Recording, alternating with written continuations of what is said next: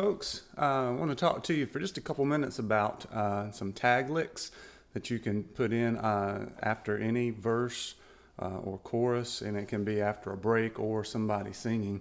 I kind of want to talk a little bit about some of the differences between Scruggs and Crowe, and maybe a couple other things. These are little details. This lesson is probably more suited towards somebody going into the intermediate stage and you're starting to kind of create things on your own and try to develop your own style and break away from tab.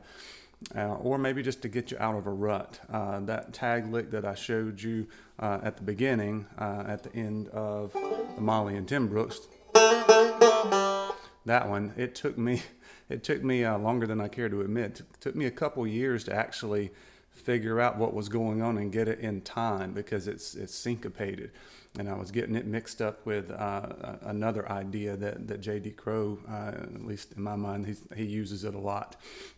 Let me kind of go back to the beginning. First tag lick you need to know, that I'm sure that you have heard 18 million times or have seen the tab and already know it, is the traditional tag lick, the G lick, the Scruggs lick, whatever you want to call that. And that is bright shining sun. So it's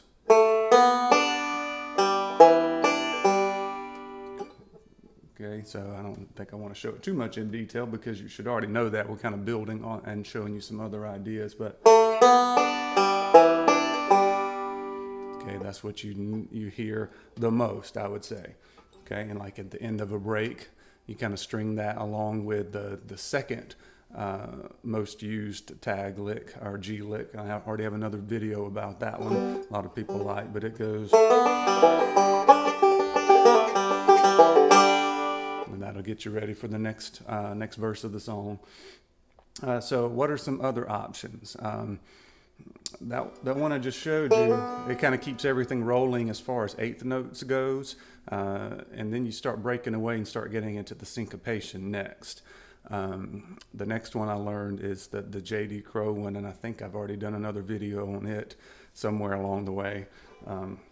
By the way, I did reorganize on my channel. If you'll go to playlist, I have a playlist of just me playing, and then also have a playlist of any reviews I've done about products. And then I have a playlist that has just all of my instructional videos, so you might it might help you filter through my videos a little bit quicker. For some reason, I'm building quite a library of instructional videos, so I appreciate you guys' comments and watching them. So the next one I want to talk about was the J.D. Crowe one, whereas it's got a pause. When everything comes back to the G after the D part of that, there's a pause, and then you go with the double hammer on. Okay, so it's bright shining sun, Lord, to the bright shining sun.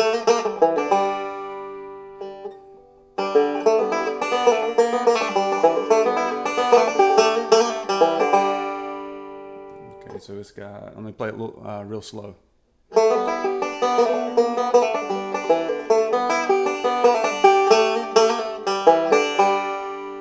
So it's a pause on the first beat of the measure.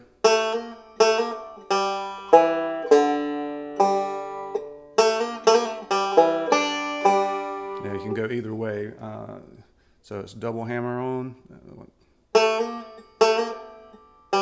open third, fourth string at the second fret, and then if it's a little bit slower, you can get the open fourth. If it's a little bit faster, you can go to the first string instead of the open fourth.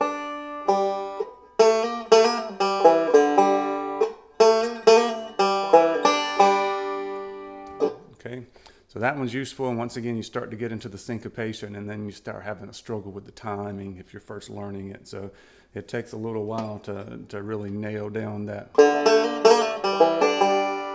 But once you do, you kind of want to use it all the time like I do.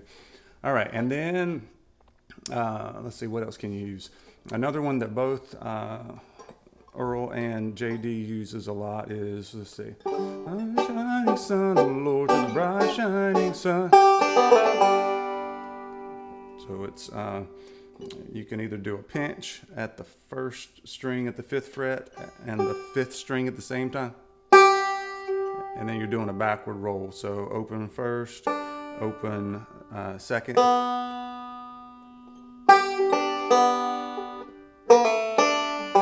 Pull off on the third string from the 3 to 2. Open first, open third. Okay, and I don't usually do the pinch at the beginning. That's kind of how you start the, if you're doing it like an ending of a song, I usually just do the 5th string.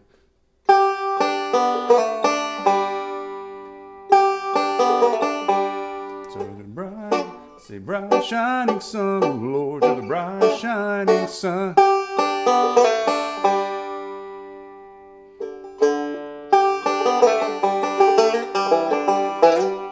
Then you start weaving these together. Okay, after you do one of the first tag licks, then you usually go to the old standby, and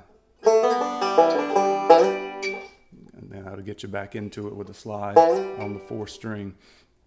All right, and then one of my favorites works well on an up-tempo song, not necessarily a fast song, but an up-tempo one, and that is where you do a pause, and instead of doing a double hammer on, you do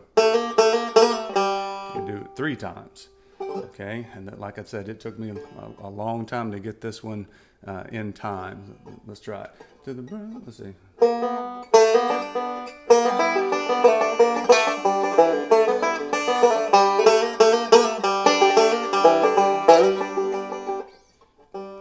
Bright shining sun, oh Lord, to the bright shining sun.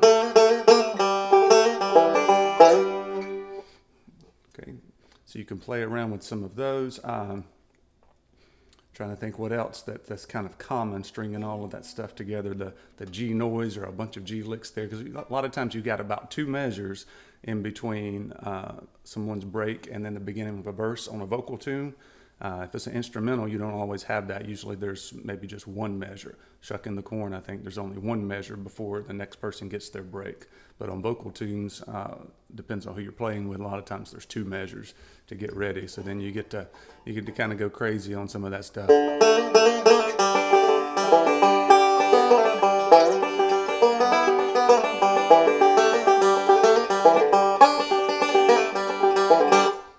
Just get to hang out in G for a while. So you got to have some tools in your toolbox there you can pull out and fill in the time.